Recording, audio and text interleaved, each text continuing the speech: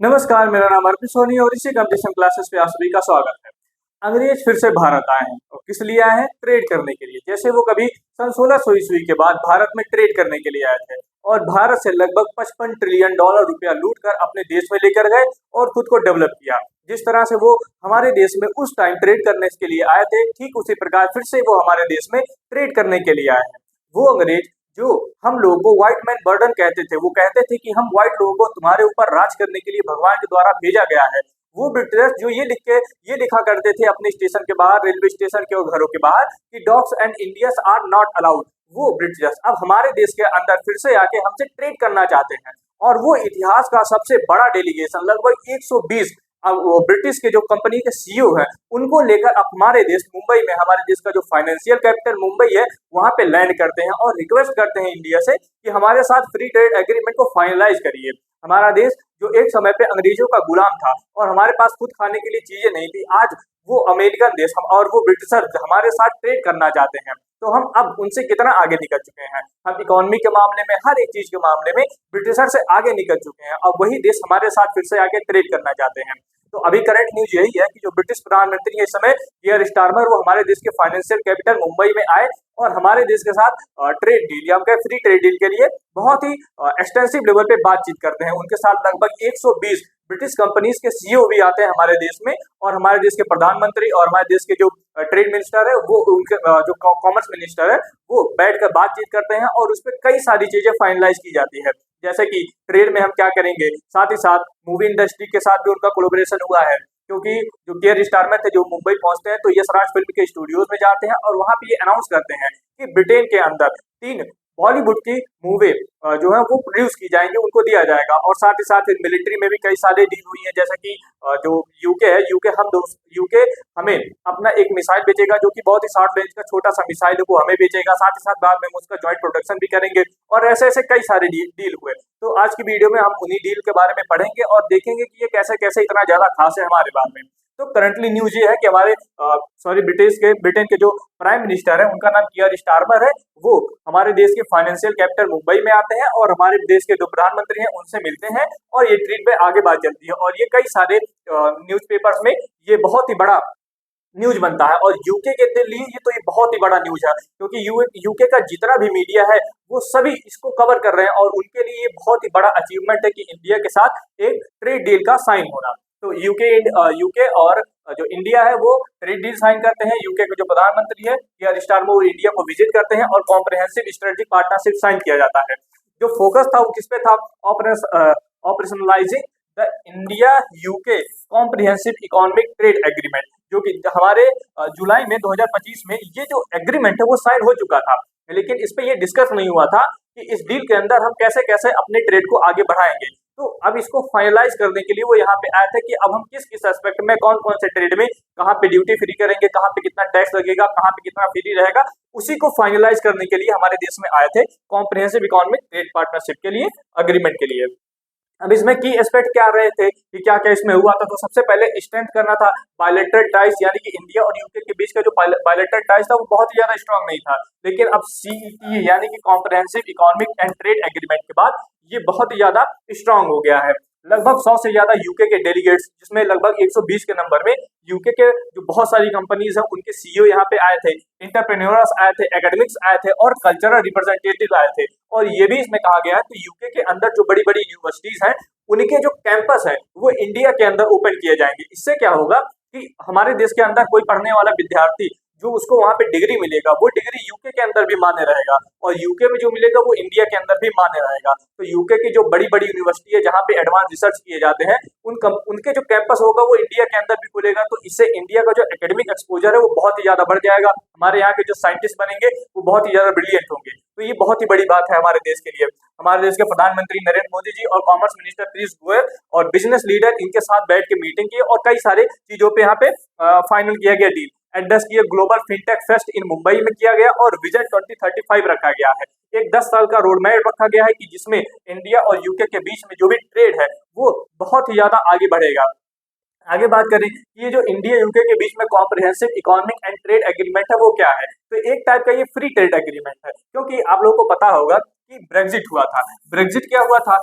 जो ब्रिटेन था वो एक टाइम पे यूरोपियन यूनियन का पार्ट था, लेकिन यूरोपियन यूनियन से ब्रिटेन का अलग होना क्या कहलाया, ब्रेग्जिट। यहाँ पे क्या कहला, ब्रेग्जिट। अब ब्रेग्जिट के बाद यूके के पास ऐसा कोई मेजर कंट्री नहीं था जिसके साथ ये ट्रेड कर सके और साथ ही साथ यूके के अंदर की जो जरूरतें हैं वो पूरी कर सके, क्योंकि वो यूरोपियन यूनियन से निकल चुके थे। तो अगर ये यूरोपियन यूनियन से कोई चीज खरीदते तो इनको बहुत ही ज्यादा पैसा देना पड़ता, और दुनिया के लिए इस समय सबसे बड़ा मार्केट जो है वो इंडिया है। तो अगर कोई इंडिया के साथ ट्रेड डील कर लेता है तो उसके लिए बहुत ही ज्यादा बेनिफिशियल होगा। तो इसीलिए यूके भी आके हमारे देश के साथ फ्री ट्रेड एग्रीमेंट करता है। अब फ्री ट्रेड एग्रीमेंट से क्या हुआ कि यूके जो है वो पूरी तरीके से यूरोपियन यूनियन से इंडिपेंडेंट हो जाएगा और पूरी तरीके से इंडिया के साथ ये ट्रेड करना शुरू कर देगा। ये हमारे लिए भी बहुत ही बड़ी बात है, क्योंकि लगभग लगभग 2035 तक इंडिया और यूके के बीच का लगभग लगभग $50 बिलियन का ट्रेड होना चाहिए। ये कम से कम मिनिमम इतना टारगेट है। तो इससे क्या होगा, यूनाइटेड किंगडम का जो भी उनका अंदर का ट्रेड है वो बहुत ही ज्यादा बूस्ट होगा।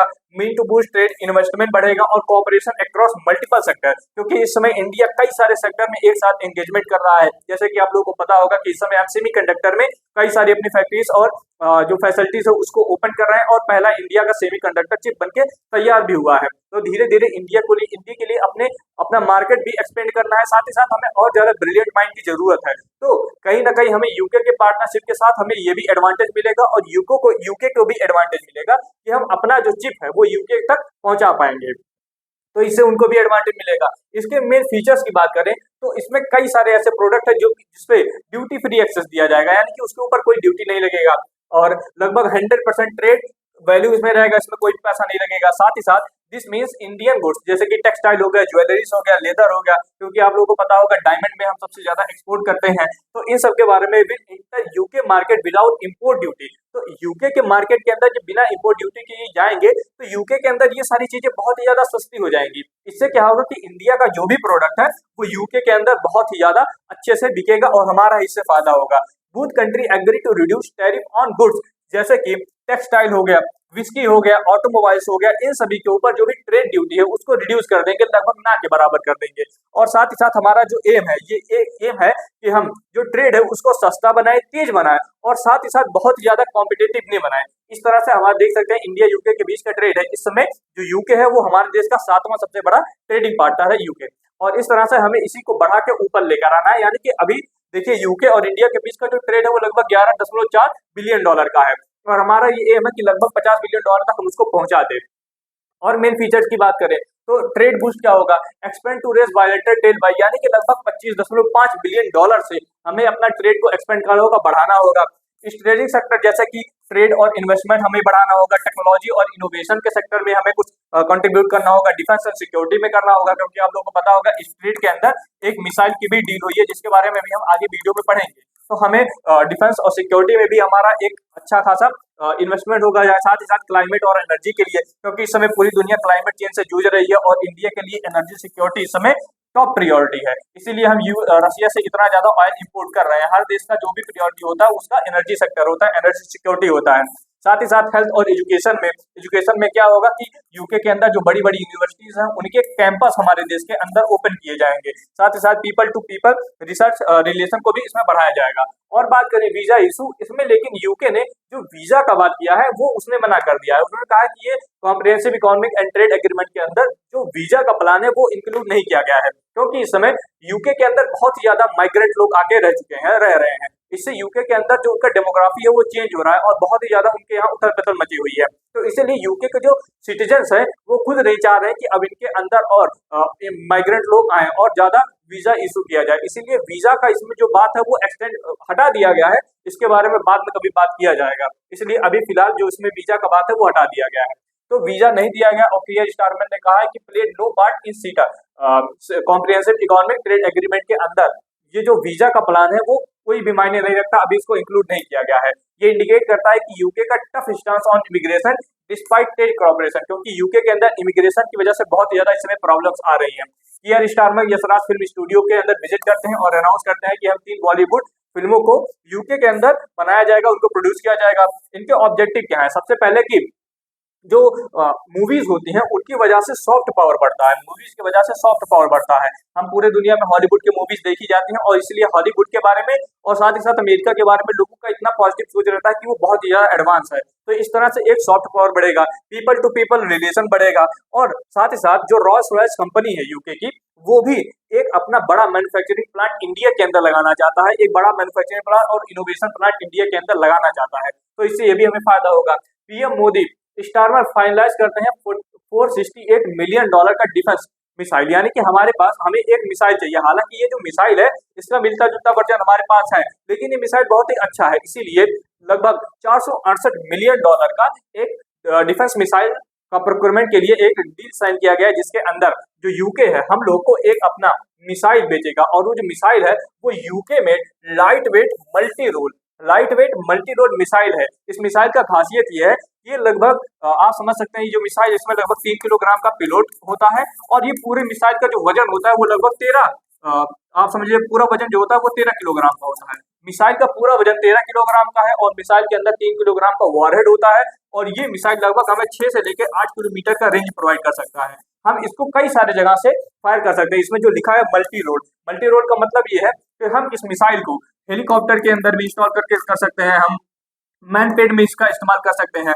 और जो एंटी टैंक ऑपरेशन के लिए उसमें भी यूज कर सकते हैं। साथ ही साथ मान लीजिए कि इंडिया के ऊपर जैसे अभी ऑपरेशन सिंदूर के अंदर हमने देखा कि पाकिस्तान की तरफ से हमारे ऊपर बहुत सारे ड्रोन फायर किए गए, तो उन ड्रोन को भी ये काउंटर कर सकता है। कहीं हमारे इंडियन ओशियन के अंदर ढेर सारी शिप आ रही हैं जो हमारी इनमी की शिप है, तो ये उनको भी काउंटर कर सकता है। तो ये जो मल्टी रोल मिसाइल है, light weight multi role missile है, ये हमारे लिए बहुत ही ज्यादा इफेक्टिव होगा, बहुत ही ज्यादा अच्छा होगा। तो इसी मिसाइल को प्रोक्योरमेंट करने के लिए $468 मिलियन का जो ट्रेड डील है उसको फाइनलाइज किया गया है। इसमें लगभग यूके के अंदर 700 जॉब जो नदर्न आयरलैंड है वहां पे थेस की फैक्ट्री में क्रिएट होंगे। साथ ही साथ बाद में इसी मिसाइल को फिर इंडिया के अंदर ट्रांसफर और टेक्नोलॉजी के माध्यम से भी बनाया जाएगा।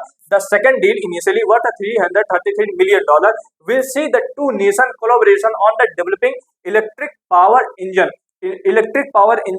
पावर propulsion इंजन इंडिया के अंदर इंडिया और यूके के कॉपरेशन से बनाया जाएगा। हम इंडिया और यूके एक दूसरे के साथ मिलकर इलेक्ट्रिक पावर प्रोपल्शन इंजन का डेवलप करेंगे, इंडिया के अंदर डेवलप करेंगे, जो हमारे शिप के लिए एक बूस्ट होगा। इसके बाद जो इंडिया की शिप्स बनेंगी वो बहुत ही ज्यादा एडवांस हो जाएंगी, या फिर आप कह सकते हैं एक हाइब्रिड टाइप की शिप्स बनेंगी। तो ये भी हमारे लिए बहुत ही ज्यादा अच्छा हुआ। तो सिर्फ इस ट्रेड की वजह से यूके कोई फायदा नहीं हो रहा है, हमें भी फायदा इससे हो रहा है और बहुत ज्यादा फायदा हो रहा है।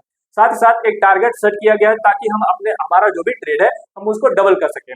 इंडिया के जो कॉमर्स मिनिस्टर है मिस्टर पीयूष गोयल और यूके के जो बिजनेसमैन सेक्रेटरी है, जो मतलब यूके के जो बिजनेसमैन सेक्रेटरी का मतलब हुआ कि यूके के जो कॉमर्स मिनिस्टर है उनका नाम है पीटर काइले, एग्री करते हैं restructure the India UK joint economic and trade committee, यानी कि India UK joint economic and trade committee के ऊपर जो भी कई सारी बातचीत होनी थी, कई सारी उसमें डील करनी थी, एग्रीमेंट है उसके ऊपर फाइनलाइज किया जाता है। Annual trade between India and UK currently stand nearly रफली $56 बिलियन, यानी कि हमारे बीच में जो अभी इस समय ट्रेड है वो लगभग $56 बिलियन होना चाहिए। Primarily driven by the service sector, हमारे देश के अंदर जो सबसे ज्यादा इस समय फायदा होता है ट्रेड में वो सर्विस सेक्टर के माध्यम से होता है। सर्विस सेक्टर में क्या होता है कि हम पूरी दुनिया को सॉफ्टवेयर अपना बेचते हैं, सॉफ्टवेयर बना के बेचते हैं। हमारे इंडिया की कंपनी जो इंजीनियर्स है वो पूरी दुनिया में फेमस है। तो सर्विस सेक्टर के माध्यम से हम सबसे ज्यादा ट्रेड करते हैं यूके के साथ। उसके बाद जो सेकंड नंबर पे सबसे ज्यादा ट्रेड होना चाहिए वो होगा मर्चेंटाइज ट्रेड। लगभग हम $23 बिलियन का मर्चेंटाइज एक्सपोर्ट करते हैं, यानी कि कपड़ों का एक्सपोर्ट करते हैं। तो इस तरह से इंडिया यूके का इस समय ट्रेड चल रहा है और इंडिया यूके के ट्रेड को और नेक्स्ट लेवल पे बढ़ाने के लिए एक comprehensive economic and trade agreement किया गया है और इसके अंदर कई सारी चीजों के ऊपर ड्यूटी फ्री एक्सेस प्रदान किया गया है। इससे इंडिया को भी बहुत ज्यादा फायदा होगा और यूके को भी बहुत ज्यादा फायदा होगा। तो आई थिंक आपको ये सारा सिनेरियो समझ में आया होगा, इस डील के बारे में समझ में आया होगा, कोई भी डाउट नहीं होगा। अगर आपको फिर भी कहीं डाउट है तो आप हमसे कमेंट सेक्शन में पूछ सकते हैं, हम आपको इसका रिप्लाई देंगे। हम आपसे मिलते हैं फिर नेक्स्ट वीडियो में, तब तक के लिए जय हिंद।